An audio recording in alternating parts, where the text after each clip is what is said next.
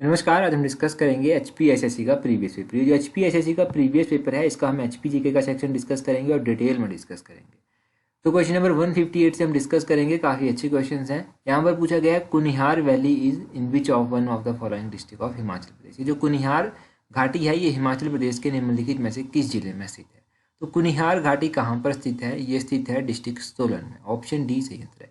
तो ये क्वेश्चन जो है वो काफ़ी टाइम से एग्जाम में नहीं पूछा गया है।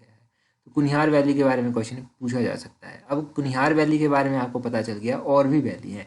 दून वैली कहाँ पर पड़ती है? दून वैली भी सोलन में ही पड़ती है। कियारदादून घाटी कहाँ पर पड़ती है? कियारदादून घाटी जो है ये सिरमौर में पड़ती है। इसको पोंटा घाटी के नाम से भी जाना जाता है। रोहड़ू घाटी यानी कि रोहड़ू घाटी को पब्बर घाटी के नाम से भी जाना जाता है। और ये जो आपकी बलहा वैली है ये मंडी में पड़ती है। इसको ये आप याद रखिए इसका कि बलहा वैली मंडी में पड़ती है। और अगर एक और इम्पॉर्टेंट वैली है बसपा वैली, जिसको सांगला वैली के नाम से भी जाना जाता है। ये किन्नौर में स्थित है। रिब्बा कहाँ पर है? रिब्बा वैली ऑफ ग्रेप्स भी इसको कहते हैं। तो रिब्बा किन्नौर में है। वैली ऑफ ग्रेप्स अंगूरों की घाटी इसको कहा जाता है। ये सब आप याद रखिए वैलीज के बारे में। 159 क्वेश्चन देखिए। 159 क्वेश्चन में पूछते हैं in which mountain range Khajjiar lake is located. तो खजियार झील कहाँ पर है? बिल्कुल कॉमन क्वेश्चन है, आसान क्वेश्चन है। खजियार झील पूछा है कि कहाँ पर स्थित है ये। खजियार जो है ये पड़ती है धौलाधार। इसका सही आंसर होगा ऑप्शन सी, धौलाधार जो है वो सही आंसर है।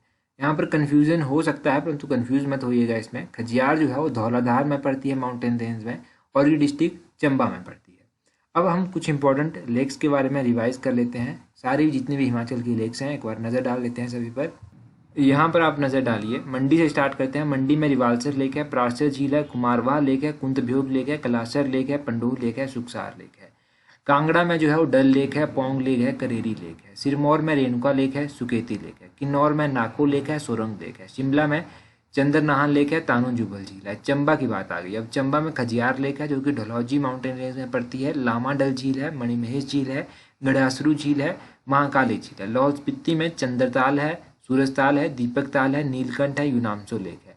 और कुल्लू की बात करें तो कुल्लू में भृगु लेक है, सरियोलसर लेक है, मंतलाई लेक है, श्रिंगटिंगू लेक है, दशहर लेक है, और दियोरी लेक है, और हंसा लेक है।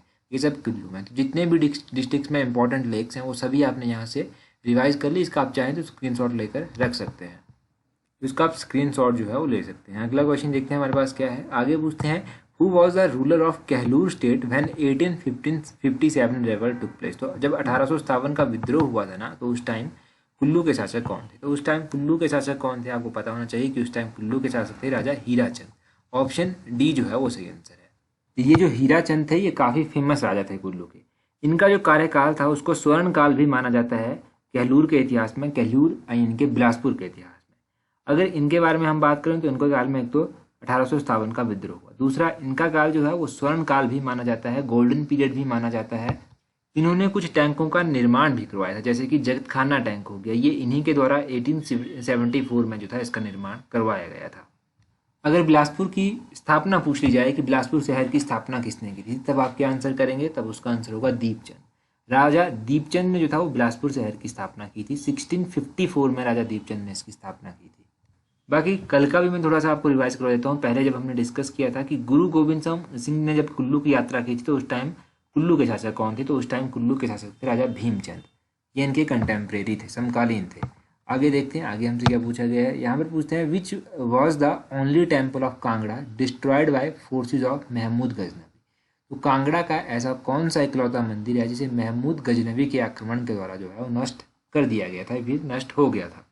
देखो जब महमूद गजनवी ने अटैक किया था, कब किया था? 1009 ईस्वी में इसके द्वारा अटैक किया गया था। जब 1009 ईस्वी में इसने अटैक किया था तो उस टाइम जो था कांगड़ा के एक मंदिर को इसने नष्ट कर दिया था। वो कौन सा मंदिर था?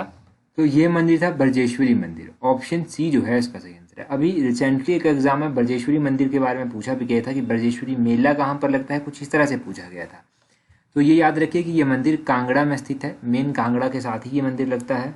और भी अगर आप कुछ जानेंगे तो 1009 ईस्वी में जब इसके द्वारा आक्रमण किया गया था तो उस टाइम जो था कांगड़ा के शासक कौन थे? कांगड़ा के शासक थे उस टाइम राजा जगदीश चंद। ये उस टाइम यहाँ के शासक हुआ करते थे।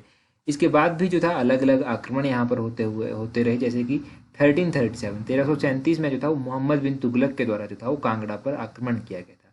उस टाइम जो था वो कौन यहाँ के राजा थे? उस टाइम पृथ्वी चंद जो था यहाँ के राजा थे। 1337 के बाद 1365 में भी आक्रमण हुआ। 1365 में जब आक्रमण हुआ तो उस टाइम फिरोज शाह तुगलक ने आक्रमण किया था। तो उस टाइम कांगड़ा के राजा राजा रूपचंद थे। अब राजा रूपचंद उस टाइम यहाँ के शासक थे। तो फिरोज शाह तुगलक ने क्या किया था कि ज्वालामुखी मंदिर से जो था वो कुछ पुस्तकें उठाई थी और उनका फारसी में भी अनुवाद करवाया था। और फारसी में अनुवाद किसने किया था? ये किया था इजुद्दीन खालिद खानी ने। खालिद खानी के द्वारा जो था इन किताबों का अनुवाद फारसी में किया गया था।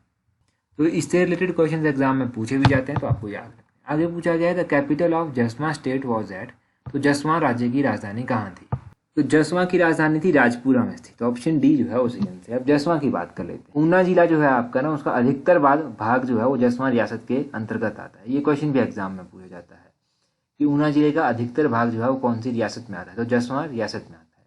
इसकी स्थापना किसके द्वारा की गई थी? इसकी स्थापना जो था वो राजा पूरबचंद के द्वारा की गई थी। कब की गई थी इसकी स्थापना? 1170 ईस्वी में जो था इसकी स्थापना की गई थी। जब अकबर का शासन था तो उस टाइम जसवां के कौन से राजा थे, यानी कि कौन से जसवां के राजा ऐसे थे जो अकबर के समकालीन थे? तो राजा गोविंद चंद जो था वो इसके समकालीन थे अकबर के। और जसवां रियासत पर जो था वो सिखों ने कब्जा कब कर लिया था? तो 1815 में जो था वो सिखों ने यहाँ पर कब्जा कर लिया था। अब ऊना की भी बात हुई है तो ऊना के बारे में मैं थोड़ा सा आपको बता देता हूँ। देखो ऊना जो है ये पहले पंजाब के होशियारपुर जिले की तहसील होती थी। 1966 से पहले ये पंजाब के होशियारपुर जिले की तहसील होती थी और कांगड़ा जिले का भाग था ऊना कुछ टाइम के लिए, यानी कि 1966 से लेकर 1972 तक जो था ऊना कांगड़ा जिले का भाग था। ऊना शहर जो है आपका, इसकी स्थापना किसने की थी? तो इसकी नींव जो था वो रखी गई थी बाबा कलाधारी के द्वारा। ऊना शहर की नींव रखी किसने? बाबा कलाधारी ने। तो इनका नाम भी आप याद रखिए। 163 में पूछा गया है who among the following was not associated with Pajhota movement. तो निम्नलिखित में से कौन सा पझौता आंदोलन से संबंधित नहीं है? कौन नहीं है संबंधित? Doctor Yashwant Singh Parmar. Option B जो है वो सही आंसर है। पझौता मूवमेंट के बारे में बात कर लेते हैं। मेन लीडर इसके कौन थे? तो वैद्य सूरत सिंह जो था इसके मेन लीडर थे। ये कब हुआ था पझौता मूवमेंट? इन 1942 में ये हुआ था। पझौता, मैंने गिरिराज पत्रिका में आपको बताया था कि पझौता किसान सभा का गठन भी किया गया था। ये गठन भी 1942 में ही किया गया था, पझौता किसान सभा का गठन। तो ये भी एक इम्पॉर्टेंट था। पझौता मूवमेंट के बारे में जो भी इंपॉर्टेंट इन्फॉर्मेशन वहाँ से मैं दे सकता था वो गिरिराज पत्रिका के मैंने अक्टूबर के एडिशन में आपको दी है। ये जो पझौता मूवमेंट है ये कौन से डिस्ट्रिक्ट से संबंधित है? तो ये डिस्ट्रिक्ट सिरमौर से संबंधित है। ये तो बेसिक सा है, यह तो आपको पता होना चाहिए। इसके जो मेन लीडर थे मैंने आपको बताया वैद्य सूरत सिंह थे। और भी इसके लीडर थे, जैसे कि कौन हो गया? आत्मा राम हो गया। कहीं पर इनका नाम आत्मा देवी भी है। ये जो आत्मा राम या फिर आत्मा देवी है ना, ये माथाराम थे एक लीडर। माथाराम की पत्नी का नाम था आत्मा देवी। और इसके लीडर थे दयाराम हो गया, सीताराम शर्मा हो गया, शिवानंद रमौल हो गया। ये सभी इसके लीडर थे। डॉक्टर यशवंत सिंह परमार यहाँ से संबंध नहीं रखते थे। अभी क्वेश्चन का आंसर आप कमेंट करके बता दीजिए कि डॉक्टर यशवंत सिंह परमार जो है वो कितनी बार हिमाचल प्रदेश के मुख्यमंत्री रह चुके हैं। मैंने एक वीडियो में आपको बताया है, तो जल्दी से कमेंट करके नीचे बता दीजिए। अगर टेलीग्राम पर आपने अभी तक हमें ज्वाइन नहीं किया है ना, तो टेलीग्राम का लिंक भी नीचे डिस्क्रिप्शन बॉक्स में है। आप टेलीग्राम पर हमें ज्वाइन कर सकते हैं। कुछ लोगों के पास लिंक काम नहीं करता तो वो अपने टेलीग्राम से @allexam31 इस तरह से सर्च कर सकते हैं। आपको हमारा चैनल मिल जाएगा। टेलीग्राम पर हमें ज्वाइन कर लीजिए ताकि टेलीग्राम पर भी आपको इंपॉर्टेंट क्विज मिलते रहें, इंपॉर्टेंट पीडीएफ्स मिलती रहें। वो सभी टेलीग्राम पर आपको मिलते रहते हैं। 164 में देखिए क्या पूछते हैं। यहाँ पर पूछते हैं which was the first bank in Shimla. Shimla का पहला बैंक कौन सा था? तो शिमला का पहला बैंक था alliance bank of Shimla. Option C जो है इसका सही आंसर है। ये शिमला का पहला बैंक था। देखो जो अलायंस बैंक ऑफ शिमला है, इसके बारे में अगर आप जानेंगे थोड़ा सा तो इसके बारे में आपको ये पता चलेगा कि जो अलायंस बैंक ऑफ शिमला था ये क्यों बनाया गया था। ये बनाया गया था, पहले एक बैंक होता था United bank of India. United bank of India का व्यवसाय संभालने के लिए जो है इसकी स्थापना की गई थी और इसका जो प्रबंधन था ये सारा जेम्स लुइस वॉकर के द्वारा देखा जाता था। ये देखो इतना एग्जाम पॉइंट ऑफ व्यू से इंपॉर्टेंट नहीं है, परंतु आपको एक जो बेस है ना क्वेश्चन का, वो बेस पता होना चाहिए। तो यहाँ से आप ये बेसिक सी चीज़ याद रखिए इसके बारे में। आगे पूछा गया है 159 में क्या पूछते हैं? Gamgul wild life sanctuary is located in which district of Himachal Pradesh. तो गांगुल वाइल्ड लाइफ सेंचुरी जो है हिमाचल प्रदेश के कौन से जिले में स्थित है? जो Gamgul Siyabehi wild life sanctuary है ये कहाँ पर स्थित है? तो Gamgul wild life sanctuary district Chamba में पड़ती है। ऑप्शन ए जो है वो सही आंसर। अभी एक एग्जाम में क्या क्वेश्चन पूछा गया था कि तुंधा वाइल्ड लाइफ सेंचुरी कहाँ पर स्थित है? तो ये चंबा में स्थित है। ये भी चंबा में स्थित है। चंबा की सारी वाइल्ड लाइफ सेंचुरी मैं एक बार आपको बता देता हूँ। एक तो कलाटॉप वाइल्ड लाइफ सेंचुरी हो गया, ये तो LT के एग्जाम में शायद से पूछा गया था, तो ये चंबा में स्थित है। Kugti wild life century Chamba में स्थित है। एक तुंधा वाइल्ड लाइफ सेंचुरी चंबा में स्थित है, और गैम्यूल Siyabehi wild life century Chamba में स्थित है। तो ये तो चंबा की वाइल्ड लाइफ सेंचुरी होगी। कुल्लू की वाइल्ड लाइफ सेंचुरी भी इंपॉर्टेंट है। काइस वाइल्ड लाइफ सेंचुरी कुल्लू में है। Kanwar wild life century Kullu में है। कोखान वाइल्ड लाइफ सेंचुरी कुल्लू में है। और एक सैंज वाइल्ड लाइफ सेंचुरी है, तीर्थन वाइल्ड लाइफ सेंचुरी है, ये भी कुल्लू में स्थित है। अच्छा, और शिमला की वाइल्ड लाइफ सेंचुरीज भी एग्जाम में पूछी जाती हैं। तो शिमला में जो इंपॉर्टेंट वाइल्ड लाइफ सेंचुरी है वो है दरान घाटी वाइल्ड लाइफ सेंचुरी। ये भी अभी रिसेंटली किसी एग्जाम में पूछा गया था, तो इसको भी आप याद रखिए। हिमाचल प्रदेश की सबसे बड़ी वाइल्ड लाइफ सेंचुरी कौन सी है और सबसे छोटी वाइल्ड लाइफ सेंचुरी कौन सी है, और ये कौन कौन से डिस्ट्रिक्ट में स्थित है, ये जल्दी से कमेंट करके बता दीजिए। जिस चीज़ को आता है बाकी लोग कमेंट से समझ जाएंगे। 160 देखिए, यहाँ पर पूछते हैं in which of the following state apple is known as, या फिर apple is known by royal. तो निम्नलिखित में से किस राज्य के सेब को रॉयल भी कहा जाता है। तो रॉयल हिमाचल प्रदेश के सेब को कहा जाता है। ऑप्शन सी जो है वो सही आंसर है। हिमाचल प्रदेश में सबसे अधिक सेब जो है वो कौन से डिस्ट्रिक्ट में उगाया जाता है, ये क्वेश्चन एग्जाम में पूछा जाता है। ये क्वेश्चन शायद एलाइड के एग्जाम में भी पूछा जा चुका है, और HS वगैरह के एग्जाम में भी एक बार शायद क्वेश्चन पूछा जा चुका है। तो शिमला में ही जो है वो एप्पल सबसे अधिक उगाया जाता है। आगे पूछते हैं 161 में, Budhil hydro electric project is constructed on the tributary of which river. ये जो बुधिल जल विद्युत परियोजना है, ये किस नदी की सहायक पर बनी हुई है। देखो, ये क्वेश्चन आपको ध्यान होगा तो इसी तरह का एक क्वेश्चन पहले भी रिपीट हो चुका है एग्जाम में। बुधिल जल विद्युत परियोजना जो है वो किस नदी की सहायक उपनदी पर बनी हुई है, ये रावी पर बनी हुई है। ऑप्शन ए जो है वो सही आंसर है। उस दिन भी मैंने आपको बताया था बुधिल परियोजना के बारे में और बुधिल सहायक के बारे में, तो इन दोनों को ही आज एक बार फिर से रिवाइज कर लेते हैं। पहले तो बुधिल हाइड्रो इलेक्ट्रिक प्रोजेक्ट के बारे में ही रिवाइज कर लेते हैं। ये जो बुधिल परियोजना है ये चंबा में स्थित है, रावी नदी के ऊपर बनी हुई है, और 70 मेगावाट की ये परियोजना है। कितना? 70 मेगावाट की परियोजना है। और अगर हम बात करें अब सहायक, रावी की सहायक है बुधिल। रावी की और कौन कौन सी सहायक है? रावी की सहायक है बुधिल हो गया, बैरा हो गया, तंतगिरी हो गया, साहो हो गया, चिड़चुंद नाला हो गया। ये रावी की सहायक नदियां हैं। और कई बार क्वेश्चन एग्जाम में पूछा जाता है कि हिमाचल प्रदेश की ऐसी कौन सी नदी है जो सबसे लंबी है। तो सतलुज नदी सबसे लंबी है।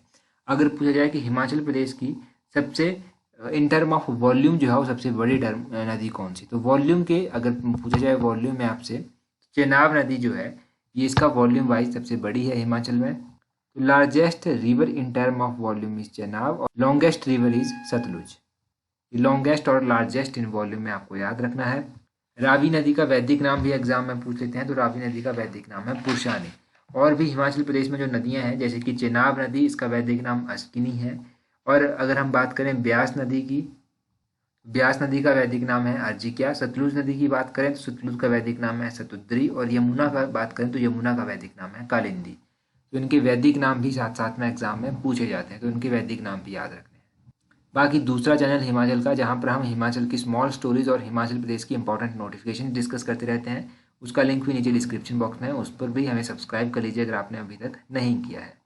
और जो भी क्वेश्चंस मैंने पूछे हैं उनका आंसर कमेंट करके ज़रूर बताइएगा। So that's all for today. Thank you very much for watching and listening it very patiently.